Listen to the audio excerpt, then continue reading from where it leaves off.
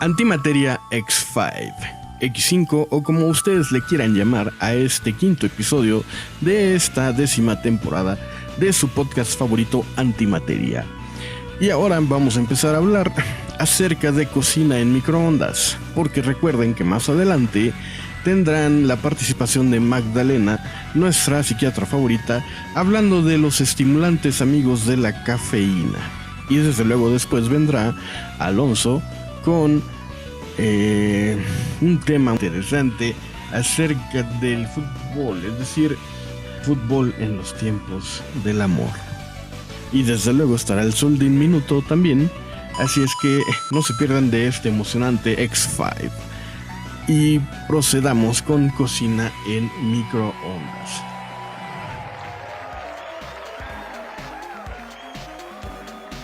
Dirán ustedes, ¿por qué este aburrido tema de la cocina en microondas? O el microondas, ese menospreciado electrodoméstico tan caro que consume electricidad. Si ustedes lo supieran usar adecuadamente, se darían cuenta de que no solo sirve para calentar agua para café o para recalentar el plato de la cena o de la comida. Todos los microondas tienen 3 funciones: calentar, descongelar y cocer alimentos. No todos los alimentos se cocinan de la misma forma en un microondas. Todos los alimentos se cocinan a diferentes temperaturas. Toma en cuenta que los alimentos redondos se cocinan más rápido que los cuadrados. Así es. Por ejemplo, unas rebanadas de cebolla o una cebolla se va a cocer más rápido que un alimento cuadrado. Por ejemplo, una rebanada de pan se va a calentar en menos tiempo. O una rebanada de jamón, o incluso hasta un bistec que tenga una forma más o menos cuadrada, se calentará más lento que los de forma redonda. O por ejemplo una zanahoria. Igual tienes que picar o cortar todos los alimentos en tamaños y porciones uniformes o parejas, y los tienes que distribuir en una sola capa. No es ideal que tú los amontones. Tienes que hacerlo así por capas. También tienes que considerar taparlos para que no se derramen en caso de que hagan espuma, o para que no salpiquen. Y ten en cuenta que esa tapa debe tener un orificio para el vapor. Y si tú vas a cocinar aves como pollo, toma en cuenta que el hueso de las piernas conduce mucho mejor las microondas y mucho mejor el calor, y todo lo que está cerca de ese hueso se va a cocinar más rápido, por lo que es conveniente mejor cubrirlo con un pedacito de servilleta.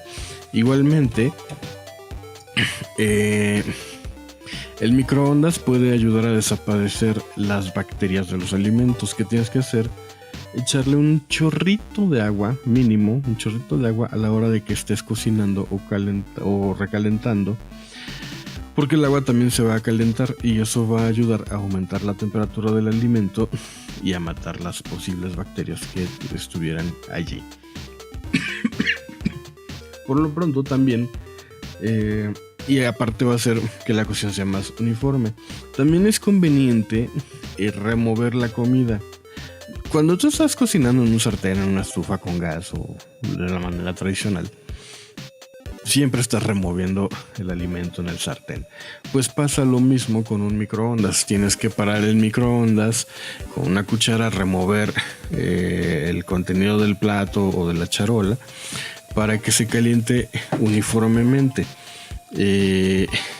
Y no solo de un solo lado, etcétera, ¿no?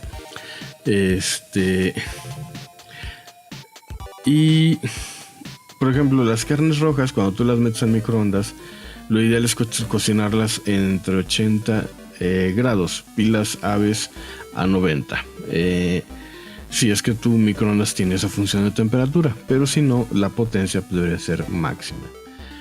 ¿Qué ventajas tiene el cocinar en microondas? Bueno, pues curiosamente la mayoría de la gente piensa que cocinar en microondas hace que los alimentos se vuelvan menos nutritivos, las microondas le hacen cosas raras al alimento y lo vuelven menos nutricional.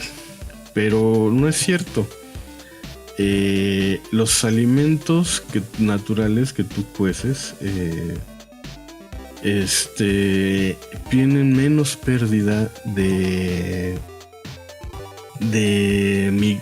contenido vitamínico y de nutrientes, ya que se cuecen en su propio jugo. Cuando tú estás en un plato cocinando, los alimentos tienden a soltar ese jugo y se cuecen en su propio jugo. Cosa contraria, cuando lo hacen en una sartén, el líquido tiende a evaporarse y por lo tanto el alimento pudiera ser que tuviera menos carga vitamínica. Y el microondas favorece que tenga menos pérdida de nutrientes por lo mismo de que se cuecen en su propio jugo. Y igualmente, cuando descongelas, mucha gente no le gusta descongelar en el microondas porque una, no lo sabe hacer, y dos, dice que también se ponen malos alimentos. Es muy importante sí seguir el manual que dice que venía con tu horno, porque todos los microondas tienen una forma muy particular de descongelarse, y también tienen que estar al pendiente del peso de lo que vas a descongelar. Pero curiosamente, en el caso de los productos congelados, se reduce la pérdida vitamínica y de sales minerales a la hora de descongelarse. ¿Por qué? Porque el tiempo de descongelado es más rápido y por lo mismo se reduce esa pérdida de vitaminas. Pero, como dije, hay que tener en cuenta el peso y el volumen, ya que el tiempo de cocción en un microondas debe de estar siempre relacionado en función del peso o volumen del producto que vayas a meter, ya que si tú superas ese tiempo, sí se pierden vitaminas y sí se desnaturalizan las proteínas. Entonces es quizás el único requisito estar al pendiente del tiempo, que es exactamente lo mismo cuando tú sobrecueces un alimento en una sartén, en una estufa, ¿no? Si tú sobrecueces la pasta, solo son carbohidratos huecos. Si tú sobrecueces un bistec, ya las proteínas también se desnaturalizan, etcétera, etcétera, ¿no? Entonces siempre, sea el medio que sea, hay que tener cuidado de no sobrecocer los alimentos. Y bueno, pues espero que esta guía te haya servido como cocinar en microondas para ser un buen soltero, o para impresionar a tu novia, o simplemente porque quieres ahorrar tiempo, o estás harto del gas, o se te acabó y no va a pasar. Así que por lo pronto damos pie a Magda, que nos va a hablar acerca de la cafeína y sus estimulantes amigos.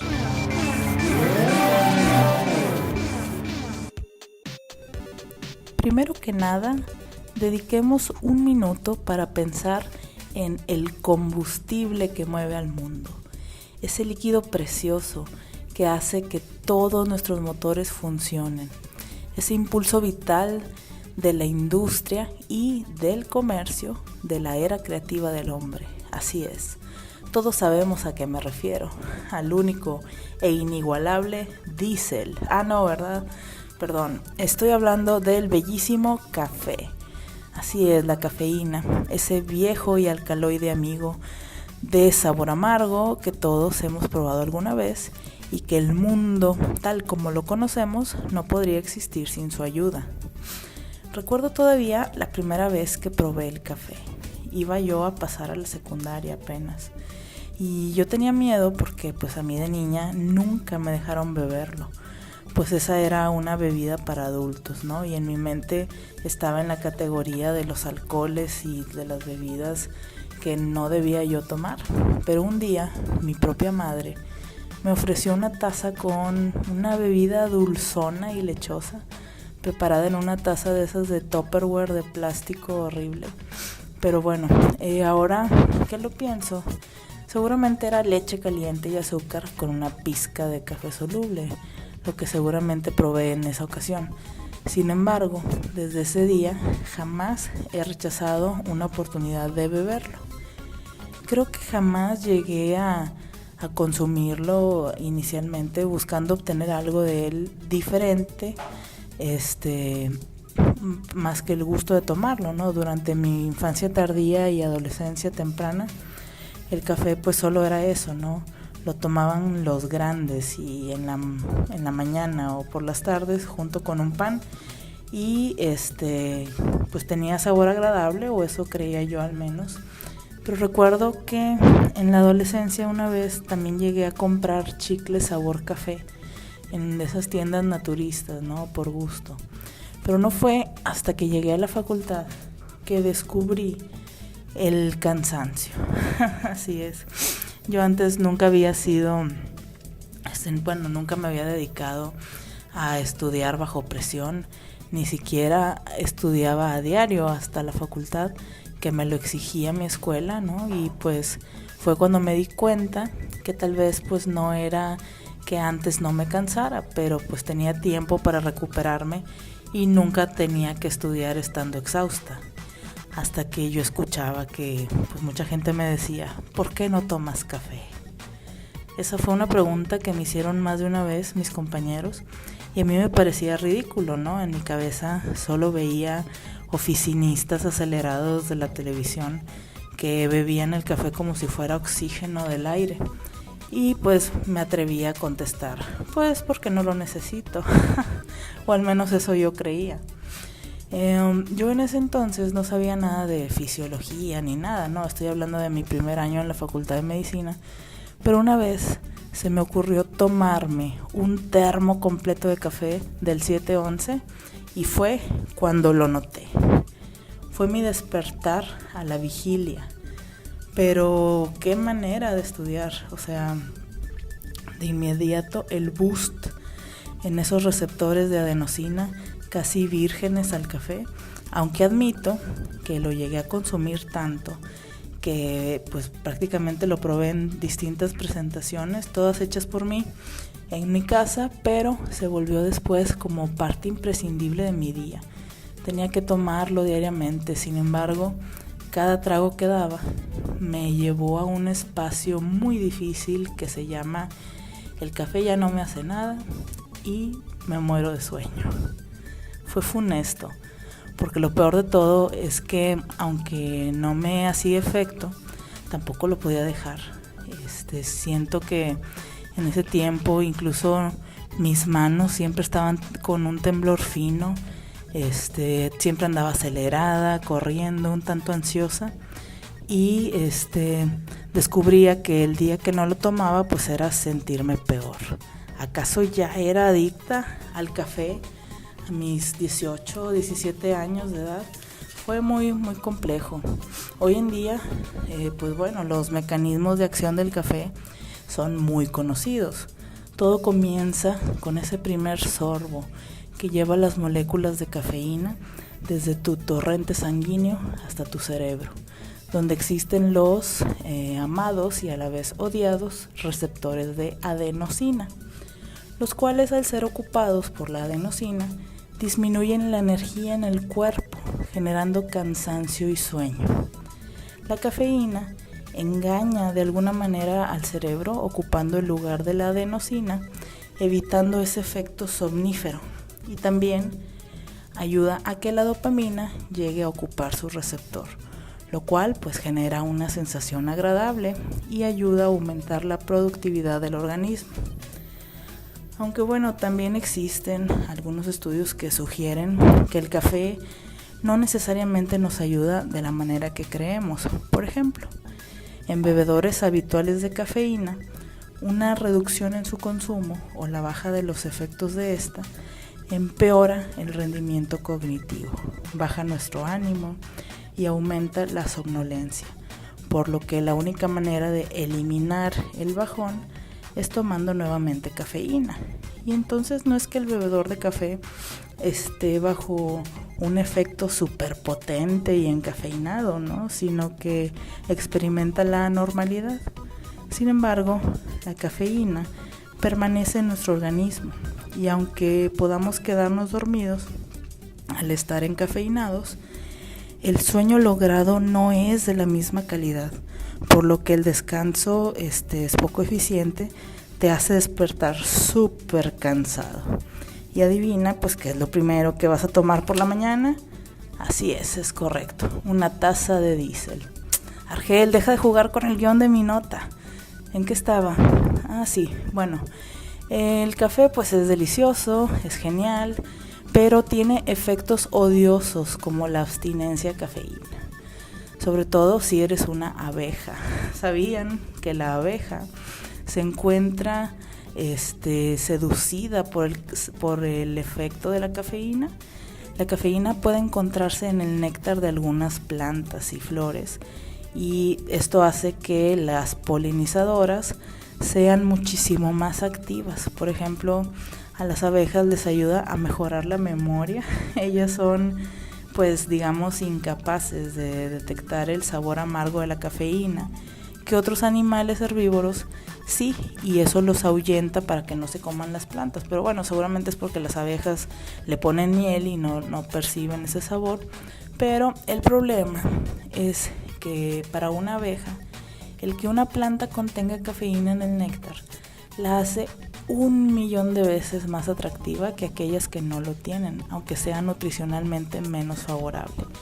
O sea que están enviciadas en la droga, igual que nosotros, pobres, pero lo mismo le pasa al ser humano. Afortunadamente no tenemos el metabolismo de los perros, que a ellos sí la cafeína los friega y pueden intoxicarse gravemente. Sin embargo, pues este efecto de tolerancia a la cafeína del que hablábamos es reversible. Déjalo de tomar gradualmente y poco a poco serás capaz de rendir bien sin necesitarlo. Al menos para mí eso ha funcionado. Llevo muchos años tomándolo ya solo por placer, esporádicamente. Cuando tengo alguna actividad importante y que he tenido una semana pesada, como por ejemplo que tengo que dar una clase, o a veces simplemente lo tomo cuando salgo con un amigo o algo así, pero ya no a diario como solía hacerlo, ¿no? Ni varias veces al día, y cargado como si fuera hacer la última taza del café existente en el universo entero, y que mi misión era conservarlo en altas concentraciones para que los científicos del futuro pudieran replicarla y crear toda una escuela del café sintético a partir de mi muestra, y que obviamente fundaran la Universidad Magdalena Rodríguez, cuyo edificio central, pues claro, tendría que ser una réplica de mi cabeza sonriendo y bebiendo la última taza de café. Pero el café no es la última fuente de energía ni la única. La podemos encontrar actualmente en más de 60 plantas, incluyendo las hojas del té, las semillas del cacao y en la hierba mate. Tampoco es el único estimulante que existe en este mundo. También existe nuestro querido amigo el ginseng Panax, y en especial sus raíces y las hojas del ginkgo biloba. También está la famosa taurina, vulgarmente conocida como pipí de toro, que está incluida en las bebidas energéticas que todos conocemos. Sin embargo, no se recomienda su consumo, y menos pues con las modas tontas de mezclarlo con alcohol como lo hacen los chavos de hoy. Y ya para terminar, queridos podescuchas, en lo personal, el café y todas las bebidas que lo contienen, aunque son sumamente accesibles, yo creo que no deberían consumirse como si fueran agua, y mucho menos comprárselo a niños de formas pues sin sentido, ¿no? Como tendencias de Instagram. A mí me enoja demasiado ver preescolares bebiendo frappuccinos cuando sabemos que también pues toman refrescos que contienen cafeína y el chocolate, ¿no? Todo esto pues afecta sus ciclos de sueño, genera inquietud, nerviosismo, pues todo esto puede dar también molestias estomacales y la actividad del sistema simpático activado, y pues no, ¿verdad? Yo juro, ¿verdad?, que esto no es envidia, porque pues a mí no me daban café de niña, y tampoco crean que me volví psiquiatra infantil para poder decirle a todos los papás que no les den café a sus hijos pequeños, para que yo así no sea la única que se privó en la infancia de este placer fabuloso. Y es todo, querido Argelón, vuelvo contigo. Y ahora vamos a dar paso a Alonso. Alonso, que nos trae esta fabulosa nota. En los tiempos del amor. ¿Y por qué le puse este nombre? Pues porque me gustó. Al momento que esta nota está saliendo en el podcast, está en su apogeo el Mundial de Fútbol en Rusia. Y no me es indiferente encontrar en todos los medios de comunicación dos tipos de personas cuando yo espero que sean tres. El primer tipo es la que disfruta a su manera, de una manera muy particular o no tanto, como disfrutan el fútbol. Y en el segundo grupo, las personas que lo odian rotundamente. Pero curiosamente yo pensé que encontraría un tercer tipo de personas que creo que deben estar por ahí, pero que no los veo. Esas personas a quienes el fútbol les resulta indiferente. Y no he encontrado a nadie a quien le parezca indiferente. Y es que yo digo que si algo no te gusta, simplemente como que no tienes energía, ganas y tiempo para pasarte quejándote de eso que no te gusta. Como la gente que odia el fútbol, se la pasan quejándose de que no les gusta, en vez de que lo estén ignorando. Por ejemplo, ¿saben por qué yo, Alonso, no hablo de aeronáutica? Pues porque no me interesa. Bueno, aparte que no sé y no me ha interesado aprender. ¿Saben por qué no hablo de irme temprano a trabajar? Pues porque no me interesa trabajar temprano. ¿Saben por qué no hablo de Campeche, de la maravillosa ciudad de Campeche? Pues bueno, yo creo que pues porque tampoco me interesa Campeche. Es igual con el fútbol. Ahora, no hay que hablar tanto de algo si realmente no te interesa. A menos que quieras hacerte el intelectual mamón y que es de piel clara.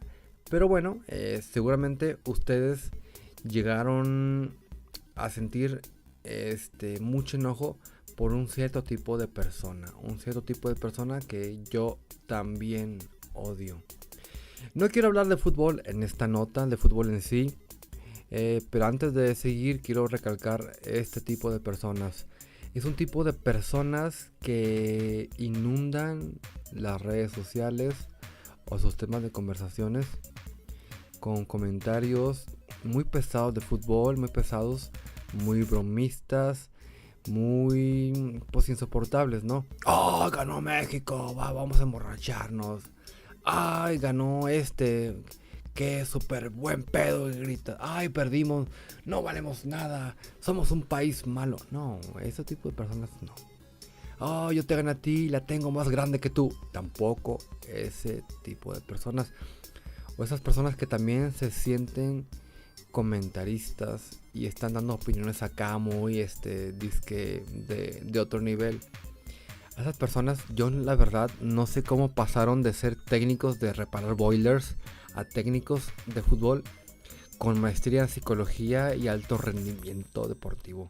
Pero bueno, yo sé que esas personas merecen ser quemadas en leña verde y entiendo que una actividad perfectamente tan sana y con tantos beneficios tiende a ser vulgarizada cuando estos falsos predicadores tratan de hacértelo entender o convencerte a su manera, cosa que es horrible. Y yo repito, hay que quemarlos en leña verde.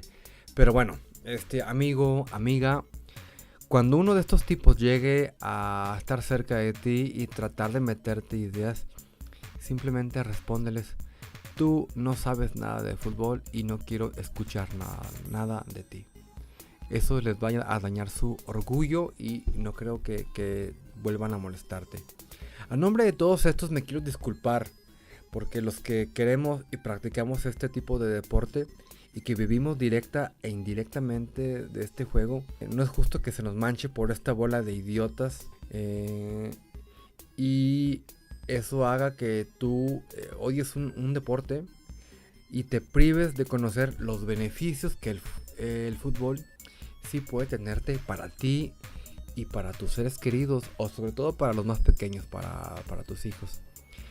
Yo te voy a enumerar algunos como parte de una ofrenda, y no lo veas como algo feo, velo como un beneficio importante para tu salud o la de los demás. Para empezar, puede evitar que muchas personas entren al mundo de la drogadicción o algún tipo de adicciones. ¿Por qué? Porque simplemente el hecho de tener tiempo de tu vida ocupando en algún tipo de ejercicio hace que te distraigas y no tengas ese tipo de tentaciones, o simplemente no tengas el tiempo para caer en ese tipo de caminos. El fútbol mejora mucho las habilidades sociales de las personas, pues simplemente al estar tú en un deporte de conjunto hace que la relación dentro del juego con los miembros del grupo sea mayor y sea efectiva, y trae como consecuencia que acabando el partido o la actividad física exista fuera de esta un mayor roce social y mayores pláticas con los compañeros de tu grupo, ¿no? Cuando tú te integres a un grupo de trabajo, inconscientemente tú vas a trabajar un poquito mejor y vas a saber cómo trabajar en equipo. La actividad física del fútbol tiene una repercusión directa sobre el crecimiento de los niños. Incluso reduce el riesgo de la diabetes tipo 2 y las posibilidades de tener sobrepeso, según muchas revistas del tipo científico. Y algo que es importante, aumenta la densidad ósea en el cuerpo, pero sobre todo de la rodilla hacia abajo, o sea, en el fémur y en la tibia. Ahora, como ejercicio aeróbico, aumenta el tamaño del corazón y hace que las funciones del corazón sean mejores. Ya te cuenta, cada latido manda mayor cantidad de sangre a los músculos. Ay, es que escucho ruidos en la casa que solicitan. Bueno, permite. Es que me distraje con este ruido. Estoy solo en mi casa y escucho un ruido fuerte. Perdón, continuamos. Permite aumentar la superficie de difusión de oxígeno de los pulmones a la sangre. Y esto es algo bastante importante en las personas que tienen una mejor salud. Obviamente no es el único beneficio que tiene. También disminuye la probabilidad de que existan enfermedades cardiovasculares en el cuerpo, corrige defectos físicos, mejora y potencia la creación de hábitos. Eso a mí me ha tocado, ¿no? Incluso cuando yo termino de dar una clase o veo que termina algo en el fútbol, los niños, por ejemplo, pueden empezar a recoger el material que se utilizó y lo guardan. Entonces cuando llegan a su casa, inconscientemente empiezan a guardar cosas y a recoger sus juguetes, a recoger su ropa y todas esas cosas, ¿no? Aparte que desarrolla un placer por el movimiento. Es un placer que solamente tú haciendo ejercicio puedes entender. Es difícil, sí lo sé, pero se puede llegar a conocer, y más en un niño, ¿no? Esa sensación, por ejemplo, de ir en la bicicleta y que te dé el aire en la cara a velocidad es algo indescriptible. Aparte que te enseña a tener responsabilidades desde temprana edad, y claro, te ayuda a superar la timidez. Obviamente hay que practicarlo desde edades muy tempranas, ¿no? Puedes ser un arma para frenar impulsos excesivos.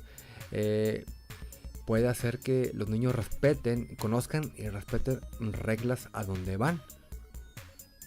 Y también hace que tengas mayor coordinación motriz. Sobre todo ahorita que muchos niños están muy quietos por usar un iPad o usar algún tipo de videojuegos. Y claro, va más allá todavía, ¿no? Hay una mejora importante en la visión, porque actualmente hay una bronca, amigos. Los niños mejoran mucho su visión específica porque concentran su visión en puntos, llamémosle, de dispositivos móviles. Pero al hacer deporte de este tipo, hacen que su visión específica también sea trabajada y también trabajen la visión general, una visión de campo con profundidad, vistas a los lados y todo eso, ¿no? Y eso es algo que se está perdiendo mucho y hay que reforzarlo en los niños pequeños. Imagínate que tú pues en un futuro te ahorres el oftalmólogo, consultas caras en ciertas cosas que pudiste haber prevenido, o médicos incluso, médicos. Recuerda que la mejor medicina es la prevención. Pero bueno, yo lejos de mirar al fútbol como un juego y una cosa para muchos incomprensible, véanlo como yo. Bueno, traten de verlo diferente. Yo lo veo, los invito a que lo vean desde otro punto de vista por los beneficios. Yo lo veo como una gran herramienta, un vehículo para lograr muchas cosas, porque bien encauzado puede hacer que cambiemos algunas cosas en nosotros y sobre todo en los demás, sobre todo en los más pequeños. Bueno, ya para terminar, amigos de internet, les recuerdo una cosa por si no están convencidos. Cuando ustedes sean padres y tengan hijos o bendiciones, lo que sea, recuérdenlo. Un balón de fútbol es mucho más barato que un iPad. ¡Ja, ja, ja! Bueno, natación, básquetbol, lo que ustedes quieran. Nos vemos hasta la próxima. Y desde luego, ahorita vamos a escuchar a Zuldin con su minuto ya muy famoso, el Zuldin Minuto.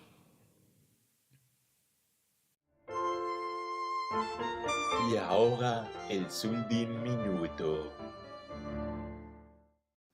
Santos y buenos días tengan todos ustedes, ejército de podescuchas leales a Lord Kevin Lomax, el líder de este Antimateria Podcast. Los saluda su amigo Zuldin, y resulta que me puse a leer los comentarios del Antimateria X, número 4 Live. Oh, qué raro nombre. Y en ese, Héctor Vega nos solicitaba hablar de Cuphead en el siguiente Zuldin Minuto. Y pues bueno, aunque no fue literalmente el siguiente, pues aquí estamos para platicar un poco de ese juego.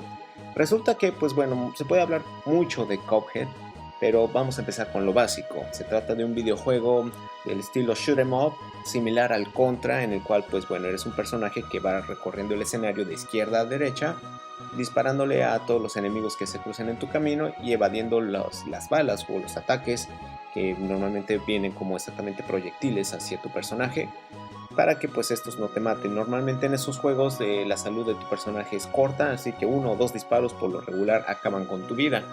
Y Cuphead es uno de esos títulos que resalta mucho por la alta dificultad. El juego te adiestra, te educa, te muestra más o menos los patrones en los que los enemigos se pueden mover y cómo tú puedas predecirlos. Sin embargo, la combinación entre los ataques del enemigo y la presencia de nuevos adversarios en la pantalla crean un caos que requiere mucha concentración de tu parte y prácticamente hacen que tu cerebro tenga que entrar en un trance o en la zona para que tenga precisamente las reacciones necesarias como para sobrevivir. La dificultad de Cuphead es bastante elevada, sin embargo es de esos títulos que una vez que los superas te hacen sentir como un verdadero profesional. Y no se puede hablar de Cuphead sin mencionar su estilo artístico. Personalmente, como me dedico a la animación, puedo comentarles que muchos de mis amigos estaban muy interesados al lanzamiento de este juego precisamente porque está muy inspirado en las animaciones de 1930, cuando esta expresión artística era muy nueva y que precisamente también adjudica muchísima dificultad para realizar este tipo de animación, sobre todo porque pues bueno, la animación es uno de esos medios artísticos en los cuales le puedes dedicar muchas horas de trabajo para, a fin de cuentas, que se refleje esto en 1 o 2 segundos. Entonces, el que Cuphead se haya aventado a hacer un juego con muchísima animación hecha a mano, la verdad es de reconocerse. Sobre todo teniendo en cuenta de que es un estudio pequeño el que lo realizó y que no tenía ninguna experiencia previa en el desarrollo de videojuegos. Les recomiendo muchísimo ver en YouTube un video de GameSpot.com en el cual hablan precisamente del detrás de las cámaras de Cuphead y entrevistan a los hermanos de Chad y Jared Moldenhauer, sobre todo el proceso que conllevó a hacer este título.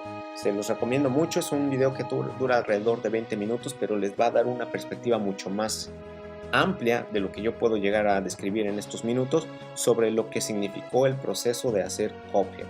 Es una historia bastante interesante y les recomiendo muchísimo que le den un vistazo. Personalmente, tal cual, es uno de esos títulos que despertó muchísimo interés en el medio de la animación de mis compañeros y a mí me encanta. Así que si tienen Xbox One, Steam o incluso Windows 10, denle una oportunidad, no se van a arrepentir y es un gran juego. Que por cierto, el año que entra ya se anunció va a tener su primer DLC que incluirá también un nuevo personaje jugable, en este caso un personaje femenino. Así que bien por Cuphead, sobre todo por el esfuerzo que involucró hacerlo. Todos los apartados son maravillosos, el gameplay, la música y sobre todo, obvio voy a decirlo una vez más, el aspecto gráfico. Así que se despide de ustedes su amigo Zuldin, deseándoles un feliz día del bacalao empanizado. ¡Hasta pronto!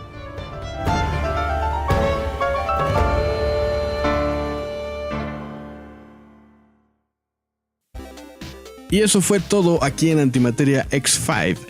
Les recuerdo que pueden escribirnos a nuestro correo antimateriapodcast@gmail.com y lo leeremos todos los lunes por ahí de las 9:30, 10 de la noche en nuestro canal de YouTube Antimateria Podcast, donde hacemos transmisiones en vivo. Y este podcast pues lo pueden ustedes escuchar en iVoox y ser felices. No me queda nada más que agregar. Su servidor Argel Zubiaga se despide y les recuerdo que tengan una bonita semana. Este podcast está bajo una licencia Creative Commons.